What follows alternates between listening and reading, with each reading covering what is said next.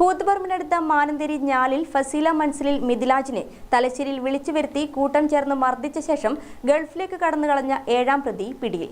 7ാം പ്രതിയായ കിണവക്കൽ സ്വദേശി മുഹമ്മദ് സഹദ് സൈലിനെയാണ് കണ്ണവം പോലീസ് പിടികൂടിയത്. ശനിയാഴ്ച പുലർച്ചെ കോഴിക്കോട് എയർപോർട്ടിലാണ് ഇയാൾ അറസ്റ്റിലായത്. സംഭവത്തിൽ ഉൾപ്പെട്ട 6 പ്രതികളെ നേരത്തെ തന്നെ പോലീസ് പിടികൂടി റിമാൻഡ് ചെയ്തിരുന്നു.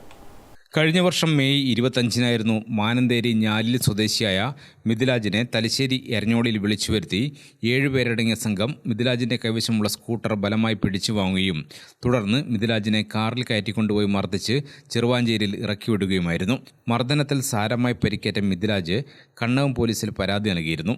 പരാതിയുടെ അടിസ്ഥാനത്തിൽ പ്രതികളായ മുഹമ്മദ് റാഷിദ്, വിവേക് വിജയൻ, കെ റിനാസ്, നസീഫ് റാഷിദ്, പി ഫൈസൽ എന്നിവരെ ബാംഗ്ലൂരിൽ നിന്നും മറ്റു വിവിധ സ്ഥലങ്ങളിൽ നിന്നുമായി കണ്ണവം പോലീസ് പിടികൂടിയിരുന്നു. എന്നാൽ സംഭവത്തിന് ശേഷം ഗൾഫിൽ UAE-യിലേക്ക് കടന്നുകളഞ്ഞ 7ാം പ്രതിയായ മുഹമ്മദ് സയ്യിദ് സഹലിനെ പിടികൂടാൻ സാധിച്ചിരുന്നില്ല. തുടർന്ന് ശനിയാഴ്ച പുലർച്ചെ കോഴിക്കോട് എയർപോർട്ടിൽ നിന്നുമാണ് 7ാം പ്രതിയായ മുഹമ്മദ് സയ്യിദ് സഹലിനെ കണ്ണവം പോലീസ് പിടികൂടിയത്.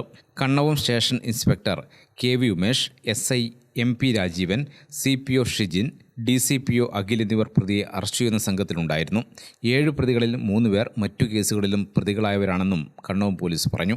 ഗ്രാമിക ന്യൂസ്, കൂത്തുപറമ്പ്.